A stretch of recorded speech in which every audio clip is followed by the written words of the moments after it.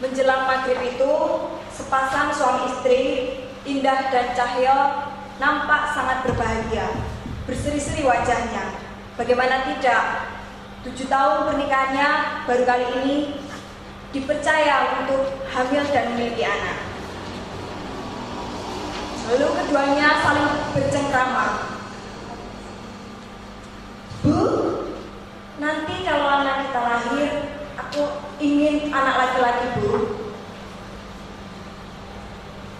Laki-laki perempuan kan sama saja, Pak. Ya tidak, Bu. Kau tahu kan, aku ingin anakku jadi polisi. Polisi? Kenapa harus jadi polisi, Pak? Ibu ini bagaimana, toh? Keluarga kita kan seluruhnya polisi. Anak masih Caw, polisi. Anak Mbak Caca juga polisi. Anak Bapak nanti juga harus jadi polisi dong, Bu. Ya, terserah kau saja lah, Pak. Yang penting anak kita nanti lahir sehat. Kemudian keduanya saling mengamini bersama. Amin. Waktu berlalu. Kandungan Indah sudah memasuki 9 bulan. Keduanya sudah mulai was-was, sibuk mempersiapkan seluruh perlengkapan untuk anaknya. Mulai dari mempersiapkan nama, kemudian mempersiapkan pakaian, hingga mempersiapkan kamarnya. Kemudian di suatu subuh itu, Indah mulai merasakan perutnya sakit. Ia mengadu kepada suaminya. Aduh, Pak, perutku kok sakit ya, Pak? Ini pinggangku juga sakit, memang. Aduh, Bu, kenapa? Sini, Bapak lihat dulu. Kemudian dielus-eluslah perut istrinya. Aduh, Pak, sakit loh, Pak, ini sakit. Tanpa berpikir panjang, akhirnya Cahyo membawa istrinya ke rumah sakit. Sampai di rumah sakit, ternyata istrinya belum juga melahirkan hingga siang. Dokter mengatakan, Bapak, kandungan istri Bapak ini bermasalah. Kemungkinan anak Bapak ini terlilit tali pusar, sehingga sangat beresiko jika dilahirkan secara normal. Saya sarankan untuk segera dioperasi saja, Pak. Cahyo dan Indah tanpa berpikir panjang lagi setuju untuk melakukan operasi karena keduanya ingin yang terbaik untuk anaknya. Setelah selesai dioperasi, Indah dibawa keluar oleh dokter. Tapi Cahyo tidak melihat anaknya. Kemudian Cahyo bertanya pada dokter, Pak dokter, bagaimana anak saya? Laki-laki atau perempuan? Terus bagaimana keadaannya? Mana, Pak? Mana anak saya? Dokter hanya diam saja. Kemudian setelah itu dokter berkata dengan tenang, sebentar ya, Pak ya. Anak Bapak masih kami ada perawatnya. Kenapa, Pak, harus dirawat? Ya, Pak, karena masih ada sedikit gangguan. Gangguan kenapa, Pak? Bagaimana anak saya? Bapak bilang saja kenapa, Pak? Tapi dokter tidak mau mengatakan.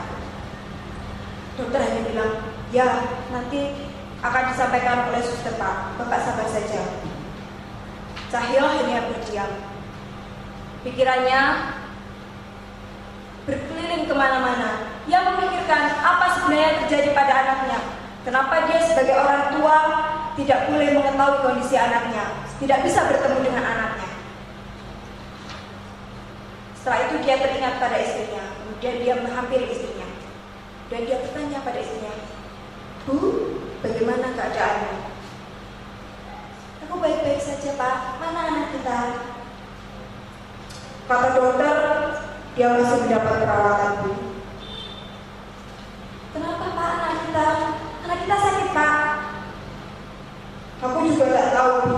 Dokter tak mau mengatakan apa-apa padaku. Katanya nanti dijelaskan suster. Dan Indah juga bertanya pada suaminya, Suster, mana suster, Pak? Aku tidak melihatnya dari tadi. Entahlah, Bu, kita sabar saja. Nanti juga suster kemari. Sorenya, suster menghampiri Indah. Dia mengatakan, "Ibu, anak ibu masih kami rawat karena masih ada gangguan di pernapasannya." Tapi saya ingin melihat anak saya, suster. Emosinya sudah tidak bisa ditahan lagi karena sejak tadi dia tidak bisa menemui anaknya. "Sabar Bu, sabar. Besok kalau sudah selesai semuanya akan kami antar kemari." Tapi Indah akhirnya menerima. Dia sadar dengan kondisinya yang belum pulih. Dia hanya bersabar dengan suaminya. Hingga keesokan harinya, dokter dan suster membawa anak ke ruang perawatan Indah. Dokter menghampiri Zahir. Dikatakannya, "Bapak, sebelumnya saya minta maaf karena kemarin tidak berterus terang dengan keadaan anak Bapak. Saya ingin sampaikan bahwa anak Bapak kemarin masih sangat lemah kondisinya. Dan saya ingin mengabarkan hal buruk kepada Bapak." Zahir dan Indah hanya terdiam. Mereka merasa ketakutan apa sebenarnya yang terjadi pada anaknya.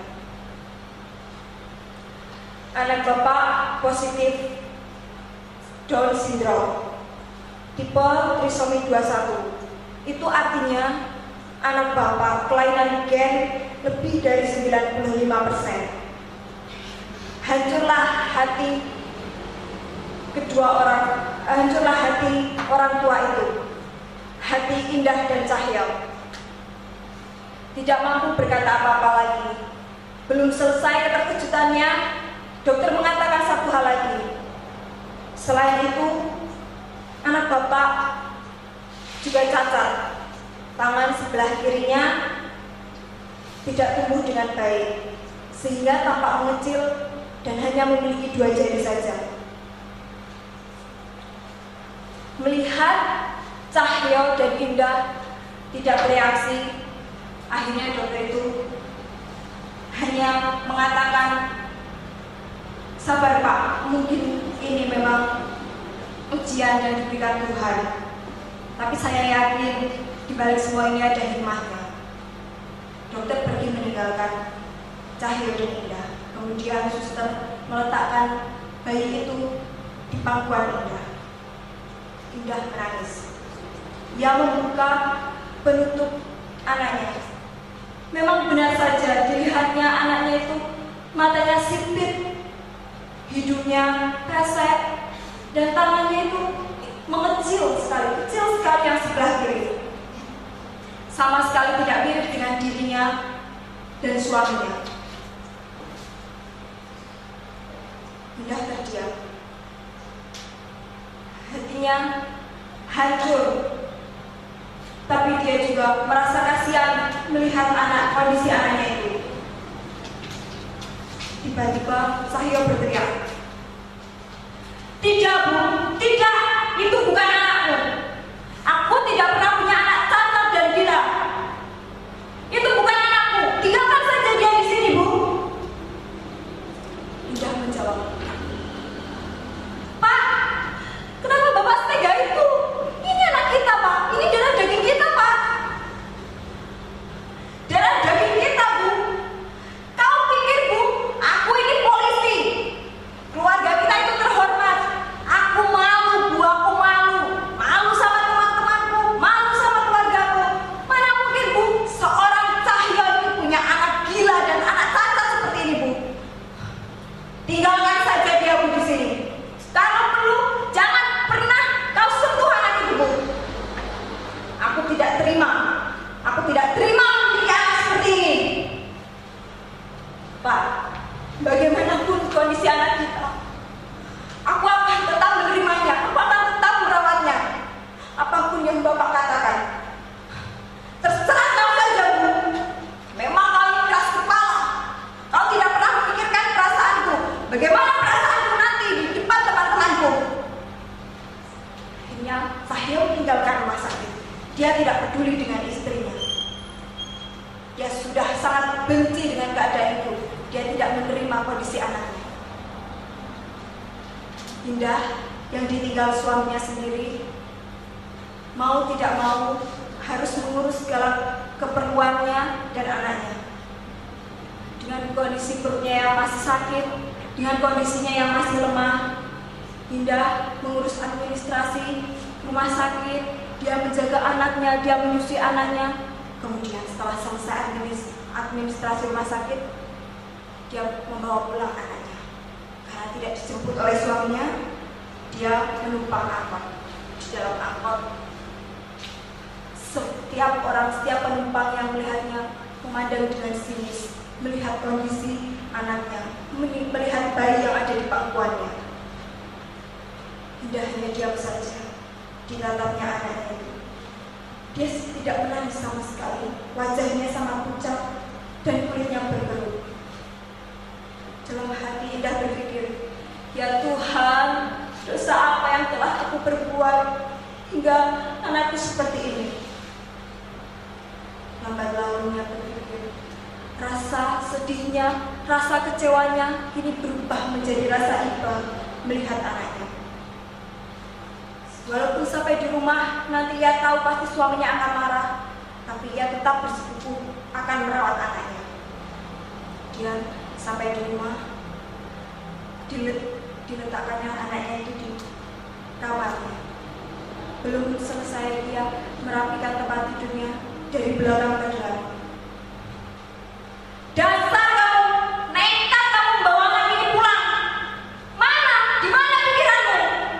Kemudian dia menjawab, terserah ya, Bapak mau mengatakan apapun, Bapak boleh berbuat apapun terhadapku, tapi tidak anakku, Pak.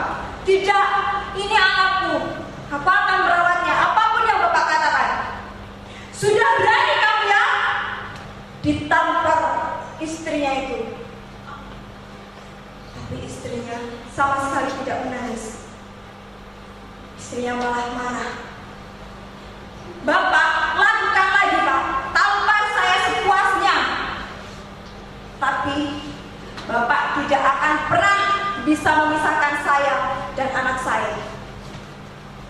Cahya melemah. Bagaimana dia harus memilih? Dia kebingungan.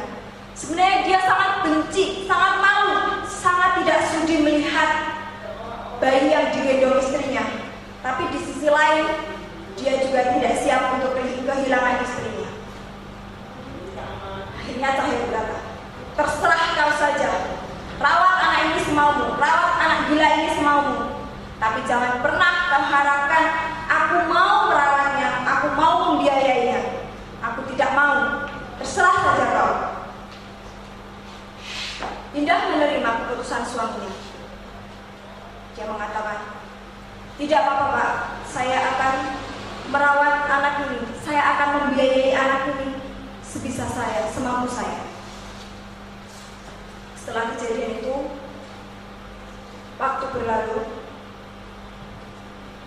Kini anak Indah yang bernama Zidan itu sudah tumbuh menjadi anak-anak.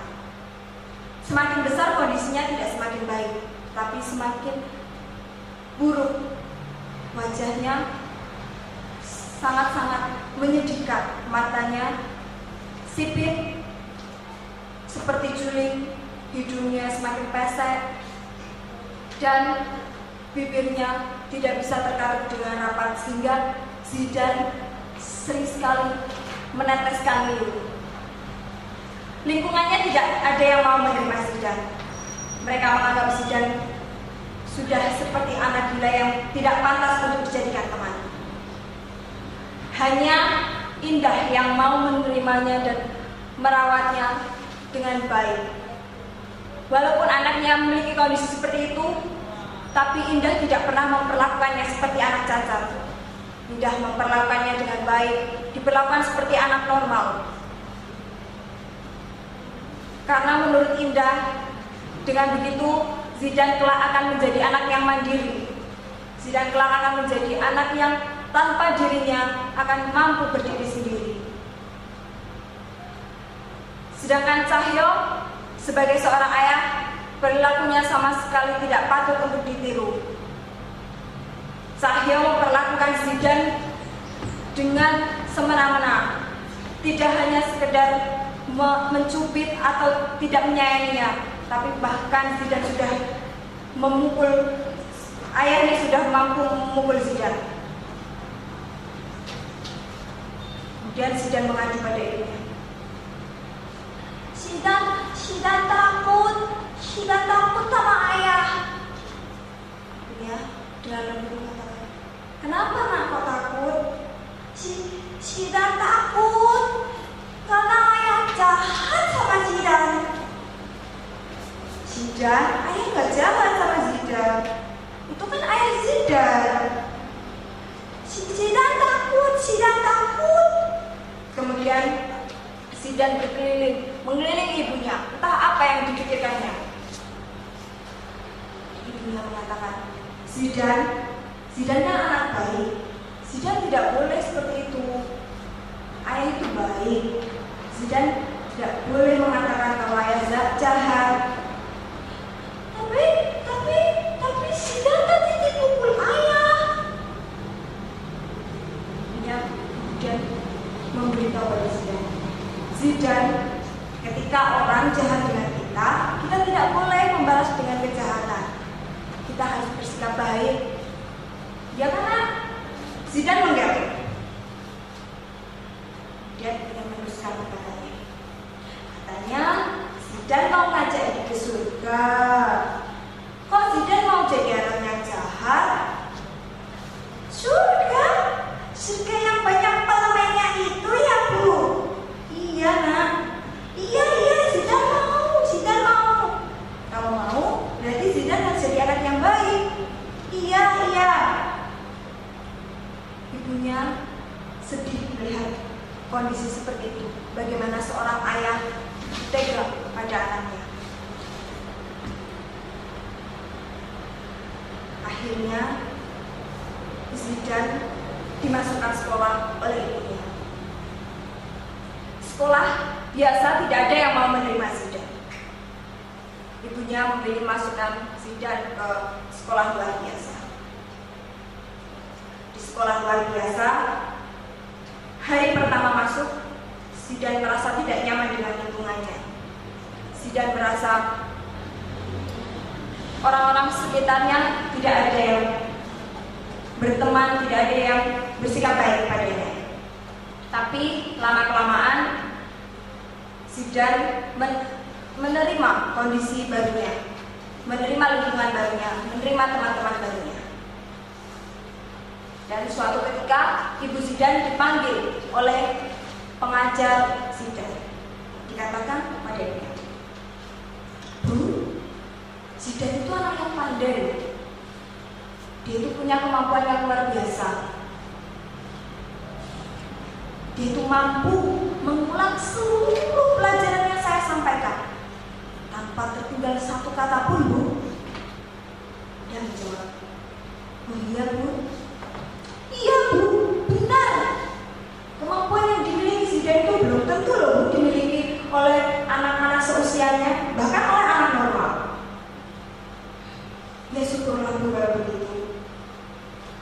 Oh iya Bu, pada kesempatan kali ini saya undang Ibu juga ingin menyampaikan sebentar lagi akan ada perlombaan cerdas cermat. Ini akan diikuti oleh seluruh sekolah dasar, umum maupun yang luar biasa Bu. Lalu bagaimana Bu? Indah bertanya. Saya tuh berniat mengajukan Zidan sebagai pesertanya karena saya yakin Zidan itu mampu Bu. Saya yakin itu pasti Zidan itu menang. Indahnya dia. Dia berpikir. Indah berpikir tentang bagaimana nanti kalau anaknya kalah. Pasti itu akan merusak semangat yang telah dia bangun ketika dimasukkan sekolah. Bu, apa yang Ibu pikirkan? Ini Zidan ini pandai loh Bu. Tapi saya takut Bu, nanti kalau Zidan kalah malah mentalnya terganggu Bu. Dia ini sudah sedang semangat-semangatnya untuk sekolah loh Bu. Tidak Bu, tidak. Sudahlah Bu, tenang saja. Itu serahkan kepada saya. Nanti saya yang urus Bu. Saya yakin Zidan Zidan lampu. Ya sudah Bu, terserah Ibu saja. Akhirnya satu hari menjelang perlombaan itu, entah kenapa Indah ingin sekali tidur bersama Zidan. Dipanggilnya Zidan. Zidan, sini nak. Ya. Zidan menghampiri ibunya. Zidan, besok kan Zidan enggak. Ayo, sudah belajar apa belum? Ingat apa tidak? Apa aja yang diajarkan guru? Iya. Dan Zidan berbicara. Bumi itu bulat. 1 tambah 1, 2. 2 kali 2, 4. Dikatakan seluruh yang diajarkan oleh gurunya tanpa tertinggal satu kata. Zidan memang anak yang pandai. Kemampuan otaknya luar biasa. Setelah itu, Zidan dipeluk ibunya. Ibunya mengatakan, Ibu sangat sayang pada Zidan. Jadi anak yang baik ya nak. Iya. Akhirnya keesokan harinya Zidan dijemput oleh ibunya. Tapi suatu kejadian yang tidak terduga muncul. Ayah Zidan tiba-tiba terjatuh dari kamar mandi, sehingga Indah tidak bisa menemani Zidan. Indah mengatakan pada ibunya, Bu, saya titip Zidan ya Bu ya. Loh itu mau kemana? Ini ayah, Zidan sakit Bu, saya harus mengantarnya ke rumah sakit. Oh iya Bu, tidak apa-apa, nanti saya yang bawa Zidan. Dihampirnya Zidan berusaha yang baik ya, tetap semangat. Zidan juga doain ayah cepat sembuh. Zidan hanya mengangguk. Kemudian Zidan dan gurunya berangkat.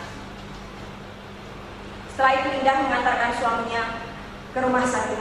Di rumah sakit ternyata ayahnya mengalami stroke. Tubuhnya tidak bisa digerakkan, bibirnya tidak bisa digerakkan. Dia menghampiri suaminya. Pak, bagaimana keadaanmu Pak? Bagaimanapun jahatnya suaminya terhadap dirinya dan anaknya, tapi Indah tetap sayang, tetap menghargai Cahya sebagai suaminya. Suaminya hanya bisa berdiam, tapi dilihatnya di sudut mata suaminya itu tergenang air. Suaminya menangis. Pada kesempatan itu juga Indah menyampaikan segala perasaannya. Pak, hari ini Zidan ikut perlombaan. Zidan anak kita itu pandai Pak. Dia sangat luar biasa. Kalau Bapak tahu, dia itu anak yang membanggakan Pak. Bapak tidak akan malu lagi sama teman-teman Bapak. Ditatap suaminya hanya berdiam. Kemudian dilanjutkan Indah berbicara. Asal Bapak tahu ya, walaupun Bapak itu sudah jahat sekali terhadap Zidan, tapi Zidan itu tetap sayang sama Bapak. Dia menghargai Bapak sebagai ayahnya, ayah yang baik buat Zidan. Suaminya seakan ingin mengatakan sesuatu, tapi bibirnya tidak bergerak sama sekali.